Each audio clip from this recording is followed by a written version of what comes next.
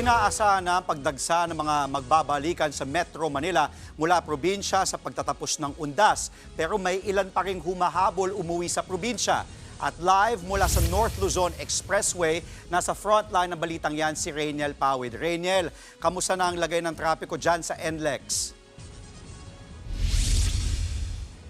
Andre, sa mga oras na ito ay mga ilan-ilan na nga tayong kapatid yung pabalik na sa Metro Manila. Pero kanina ay may ilan din tayong nakausap na sinadya talaga na ngayon bumiyahe panorte para sa undas.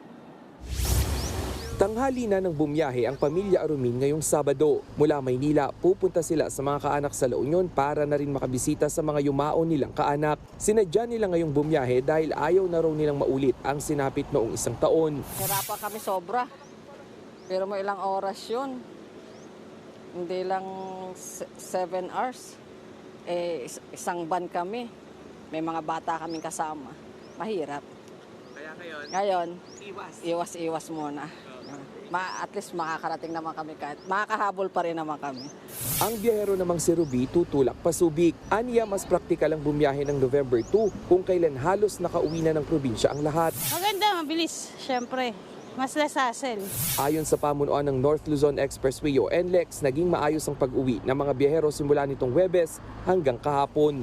Nakapagdagdag din daw sila ng 3 toll booths para iwas siksikan ang mga sasakyan. Ngayong gabi naman, inaasahan ang pagbalik ng ilang biyahero mula norte pa Maynila. Later this afternoon hanggang early evening, baka meron na pong babalik some of our motorists. Pabalik na po ng Metro Manila, so kami po ay nakaprepare naman na po. Posible raw na bumigat ang daloy ng trapiko bukas ng hapon. Yung inaasahan natin na dagsaan ng pag-uwi ay maaaring bukas pa rin po, Sunday ng hapon, starting normally around 2 p.m. Tuloy-tuloy na po yan hanggang gabi and also early Monday morning, sir. Mula Linggo hanggang Lunes, inaasahan ng pamunuan ng NLEX mula 300,000 na dumaraan dito, madaragdagan ito ng 30,000. Nagpaalala rin ang mga otoridad na ugaliing i-check ang kondisyon ng sasakyan bago bumiyahe.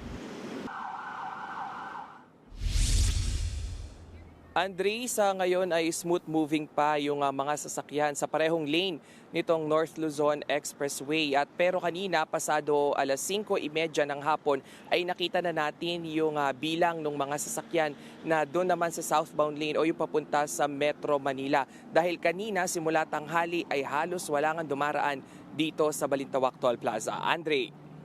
Mag-iingat kayo dyan ha. Nag-uulat mula sa NLEX Balintawak, Rainiel Pawid. Mga kapatid, Andre Felix po. Iba na ang may alam at may pakialam sa panahon ngayon. Para sa tuloy-tuloy na balitaan sa Frontline kahit weekend, mag-follow at subscribe sa social media pages ng News 5.